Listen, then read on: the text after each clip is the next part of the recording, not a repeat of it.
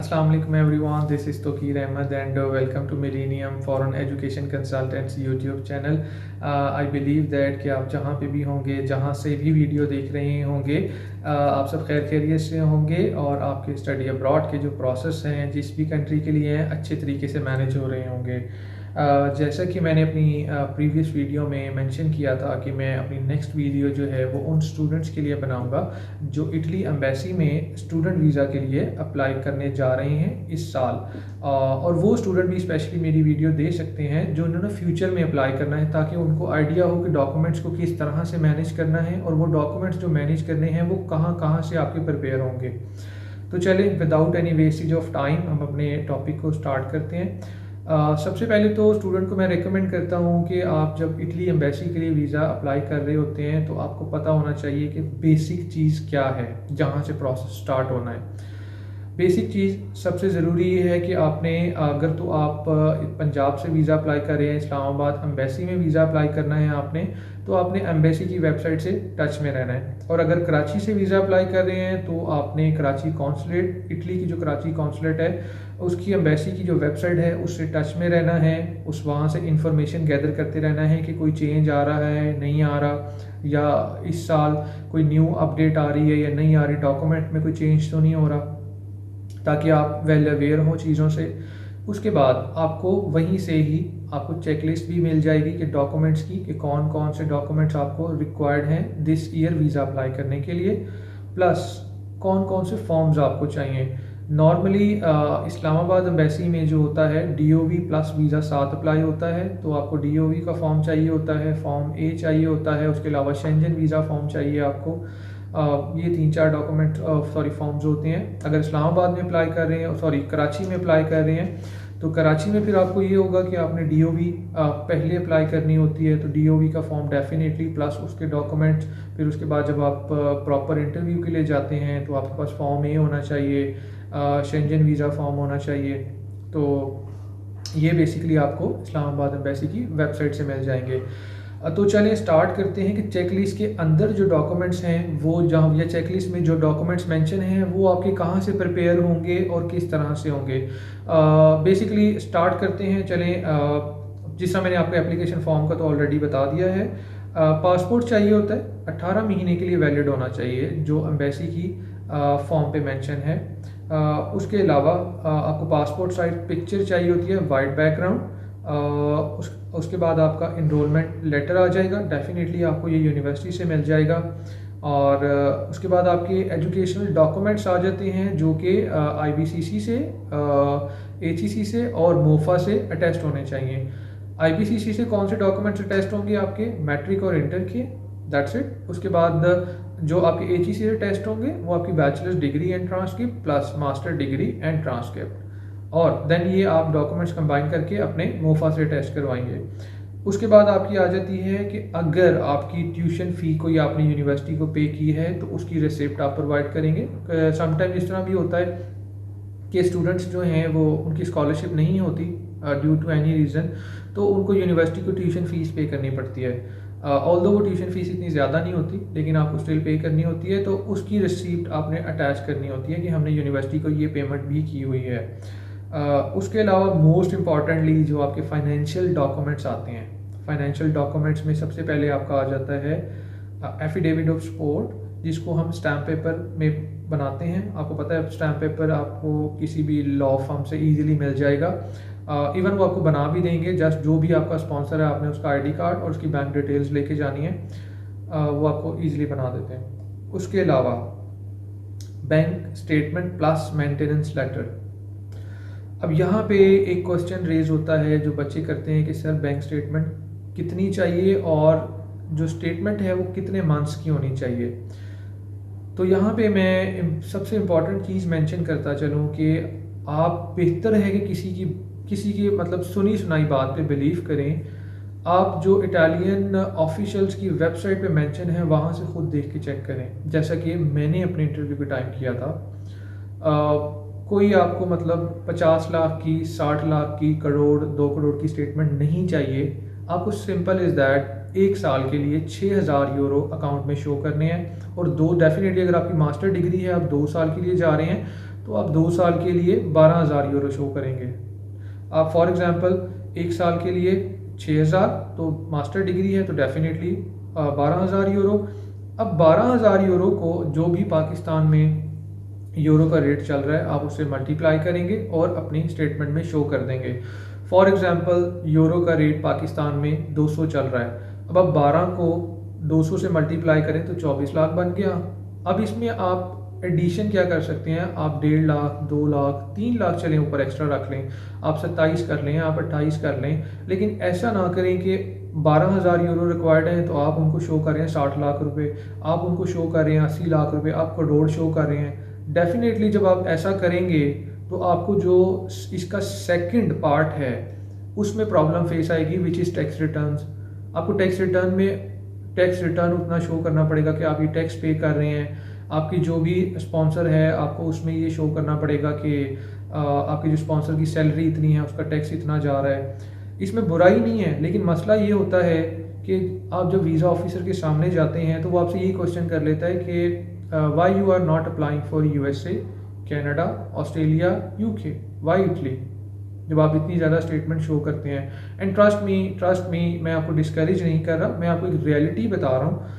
मैंने बहुत सारे स्टूडेंट के वीज़ाज भी रिफ्यूज़ होते हुए देखे हैं जिन्होंने 1.5 करोड़ की स्टेटमेंट लगाई हुई है, ज़मीनों के पता नहीं कितने मुरब्बे साथ अटैच कर दिए डॉक्यूमेंट्स अपने।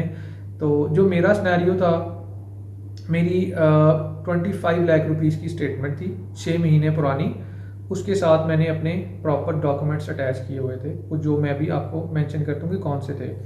बैंक स्टेटमेंट का आपको समझ आ गया कि 6,000 यूरो 1 साल के लिए, तो डेफिनेटली जितने ईयर की आपकी डिग्री है उससे आप ऐड करते जाएं। फॉर एग्जांपल बैचलर डिग्री 3 साल की है तो बेहतर है कि आप उसमें 12,000 शो कर दें या आप 18,000 यूरो शो कर दें, विच इज़ 36 लाख रुपीज़, तो आपकी मैनेज हो जाएगी।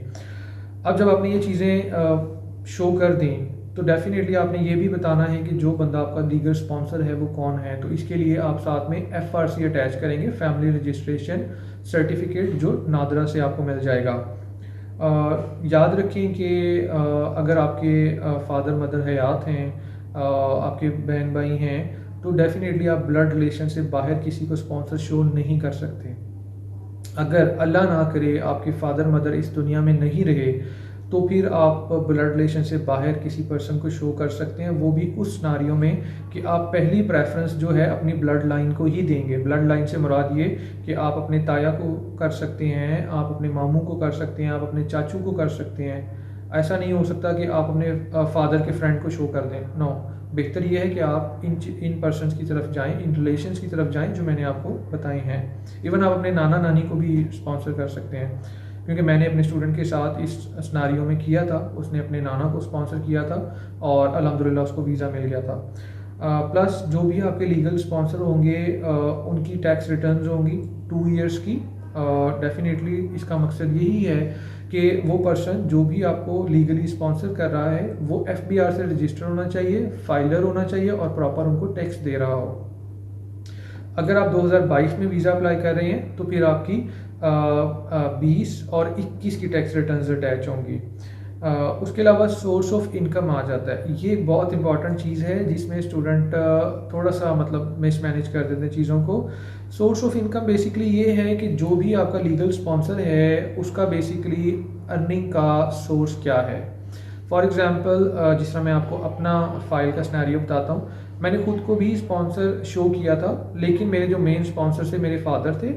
मैंने उनकी सैलरी स्लिप अटैच की थी, उनका एम्प्लॉयमेंट लेटर अटैच किया था, उनका विजिटिंग कार्ड अटैच किया था कि सर ये इस ऑफिस में अवेलेबल होते हैं, ये इनका एम्प्लॉयमेंट लेटर है, ये इनकी 3 सैलरी स्लिप्स हैं, ये टैक्स रिटर्न्स हैं। उसके अलावा इन एडिशन मैंने मतलब एग्रीकल्चर लैंड के या किसी और तरह के फर्दर डॉक्यूमेंट्स के बजाय मैंने प्रेफरेंस इस चीज़ को दी थी कि मैंने अपने भाई के डॉक्यूमेंट्स अटैच किए थे एडिशन में, उनका प्रॉपर टैक्स रिटर्न्स, उनकी सैलरी स्लिप्स, उनका एम्प्लॉयमेंट लेटर, और साथ में मैंने अपने जो प्रॉपर्टी थी उसकी वर्थ शो करती थी कि जी हमारी अपार्ट फ्रॉम दीज ये प्रॉपर्टी भी है, लाइक जिस घर में हम रहते हैं उसकी इतनी वर्थ है।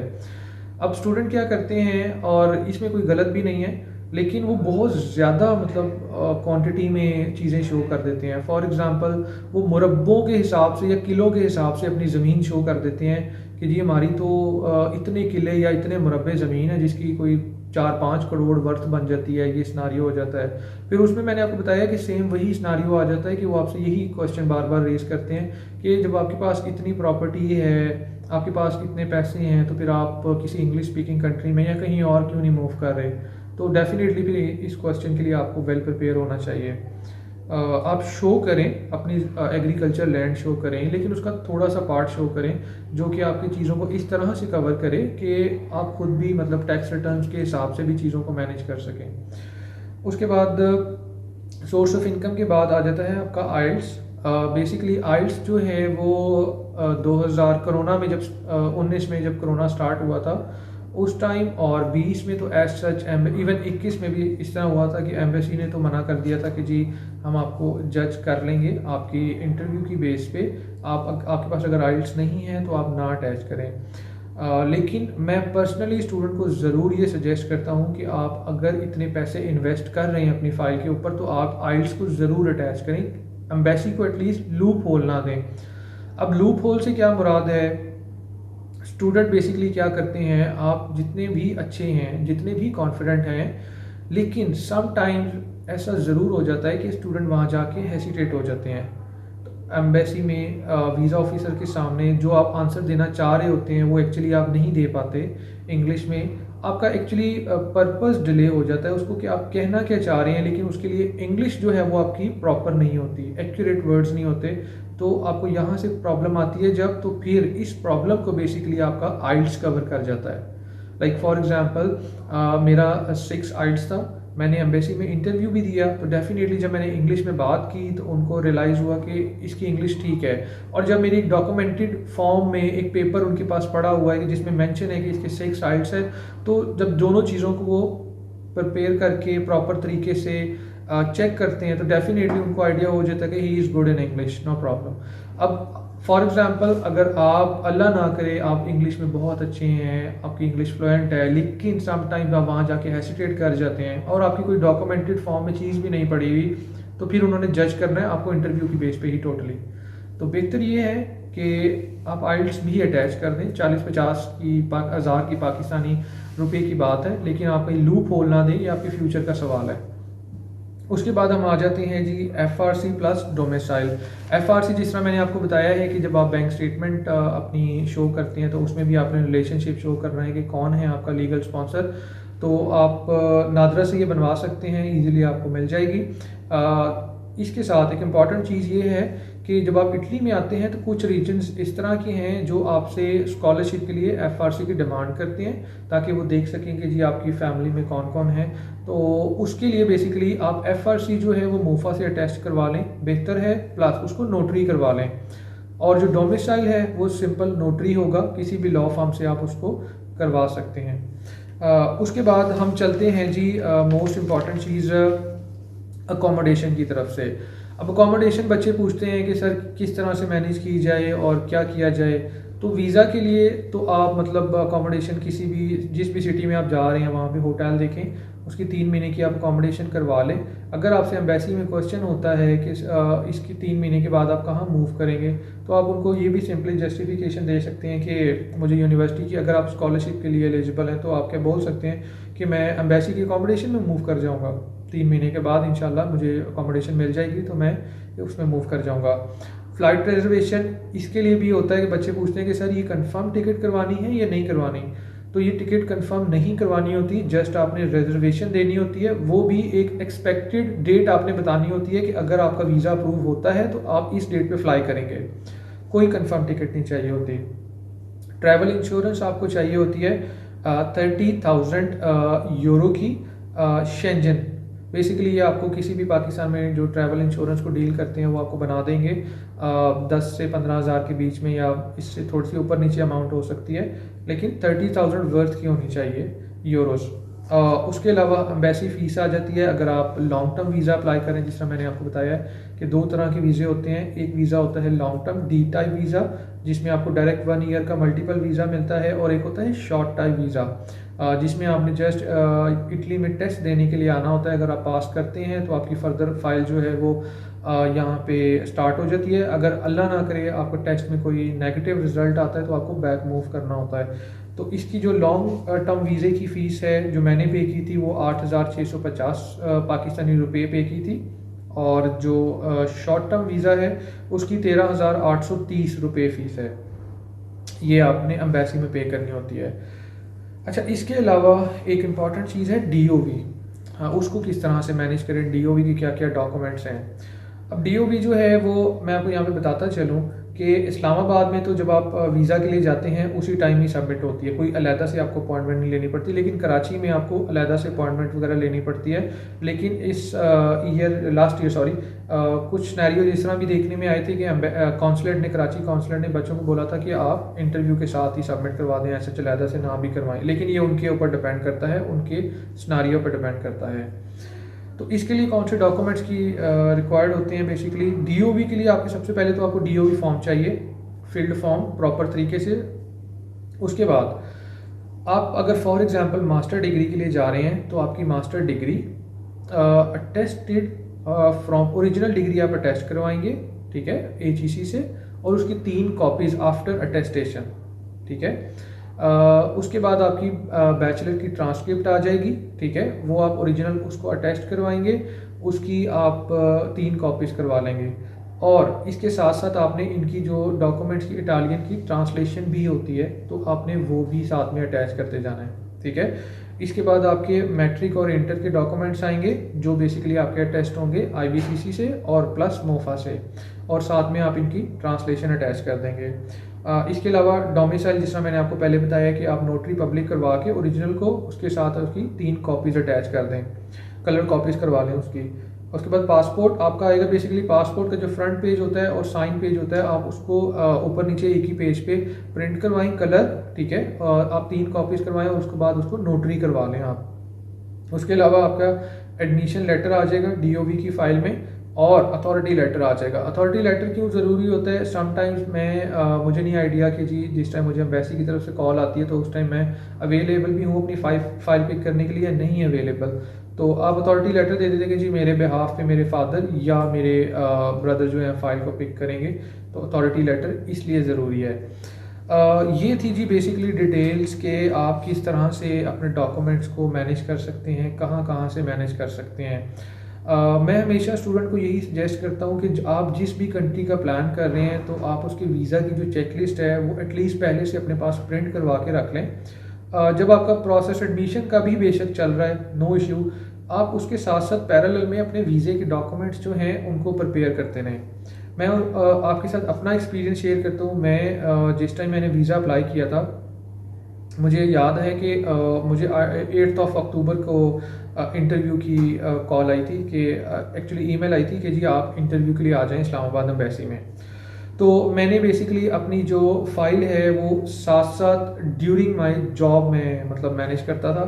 मैं 9 to 5 ऑफिस में होता था, और उसके अलावा जो भी मैंने डॉक्यूमेंट्स मैनेज करने हैं मैं बेसिकली कॉल पे मैनेज करता था कि फॉर एग्जांपल मुझे अगर कहीं से डॉक्यूमेंट अटेस्ट करवाने हैं तो मैं उनको कॉल करता था कि जी मैं आपको सुबह, मेरी ये रीज़न है, मैं जल्दी डॉक्यूमेंट्स दे जाऊंगा और शाम को मैं इस टाइम पे आपसे पिक करता हुआ जाऊंगा।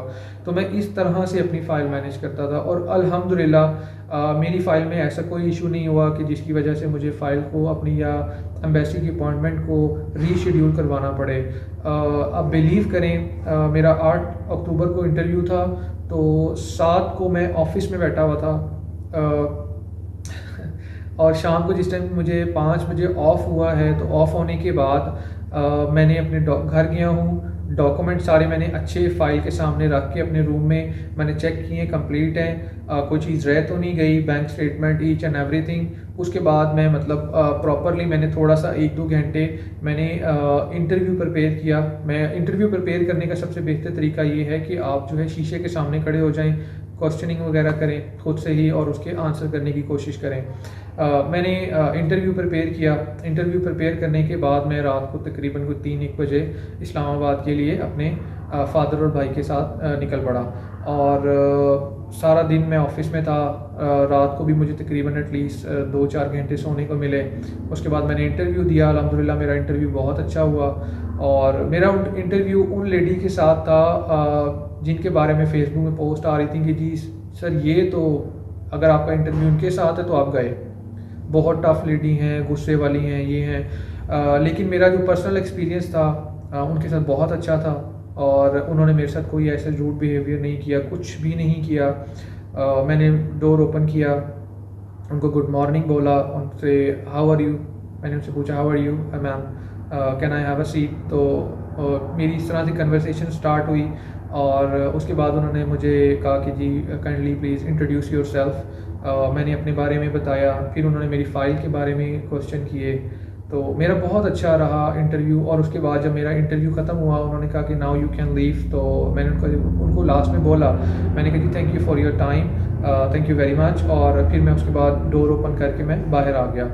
तो इस तरह से बेसिकली आप अच्छा जेस्चर शो करके, आप अपनी अच्छी फ़ाइल प्रिपेयर करके चीज़ों को अच्छे तरीके से मैनेज करके वीज़ा ले सकते हैं। मेरी सजेशन यही है कि जो डॉक्यूमेंट्स मैंने आपको बताए हैं, बहुत सारे डॉक्यूमेंट्स आपके एडमिशन के लिए और एम्बेसी के लिए और स्कॉलरशिप के लिए सिमिलर हैं, कोई इतना चेंज नहीं है। तो अभी से आप स्टार्ट करें चीज़ों को मैनेज करना। अभी लाइक फरवरी का मंथ स्टार्ट हो गया है, बहुत सारे बच्चों ने एडमिशन अप्लाई कर दिए होंगे और कुछ कर रहे होंगे। तो आप अभी से ही चेक लिस्ट देखें कि एम्बेसी के लिए प्लस स्कॉलरशिप के लिए कौन से रिक्वायर्ड हैं। अगर आप किसी कंसल्टेंट के थ्रू मतलब वीज़ा अप्लाई कर रहे हैं तो उनके साथ टच में रहें, और उनसे फ़ाइल आप एक्चुअली ले लें एम्बेसी की, कि आप उनसे ले सकते हैं कि जी चेक लिस्ट दे दें, ताकि हम जब तक आप हमारा एडमिशन मैनेज करें तब तक हम अपने बाकी के डॉक्यूमेंट्स मैनेज कर लें। तो इस तरह से एक तो आपका टाइम सेव हो जाएगा, आप first come and first serve की बेस पे जल्दी वीज़ा गेन कर लेंगे इंशाल्लाह, और इटली में आ जाएंगे, और आपको कोई ऐसे प्रॉब्लम फेस नहीं करनी पड़ेगी। तो आई बिलीव कि डॉक्यूमेंट्स की चेकलिस्ट के हवाले से और फॉर्म्स के हवाले से आपको इस वीडियो में इंफॉर्मेशन मैंने अल्हम्दुलिल्लाह बेटर प्रोवाइड कर दी होगी आई बिलीव। और अगर आपको ये वीडियो पसंद आई है तो मेरी इस वीडियो को लाइक कीजिएगा, हमारी यूट्यूब चैनल को सब्सक्राइब कीजिएगा, और बाकी की जो सोशल मीडिया हैं फेसबुक, इंस्टाग्राम और लिंक्डइन, वहाँ पे भी हमारे पेजेस को लाइक कीजिएगा, हमें फॉलो करें, और इसी तरह अपना जो प्यार है वो हमारे साथ शो करते रहें, रिस्पेक्ट शो करते रहें। बहुत शुक्रिया जिस तरह आपने प्रीवियस वीडियो में हमें रिस्पॉन्ड किया, और आई बिलीव कि आप इस वीडियो में भी हमें अच्छा रिस्पॉन्स देंगे। और मैं जो नेक्स्ट वीडियो है बेसिकली वो कंप्लीट मेरी बेस कर रही होगी इंटरव्यू पे, क्वेश्चंस पे, कि किस तरह से और क्या क्वेश्चंस जो हैं वो पूछे जाते हैं एम्बेसी में, तो आप उसको किस तरह से मतलब प्रिपेयर कर सकते हैं। और मेरा खुद का जो पर्सनल एक्सपीरियंस था एम्बेसी में, मेरे से क्या क्वेश्चन हुए थे, मैं आपको वो बताऊँगा। तो जुड़े रहिए हमारे मिलेनियम फॉरेन एजुकेशन कंसल्टेंट की यूट्यूब चैनल के साथ, और देखते रहिए अपडेटेड वीडियो। अपना ख्याल रखिएगा। अल्लाह हाफिज़।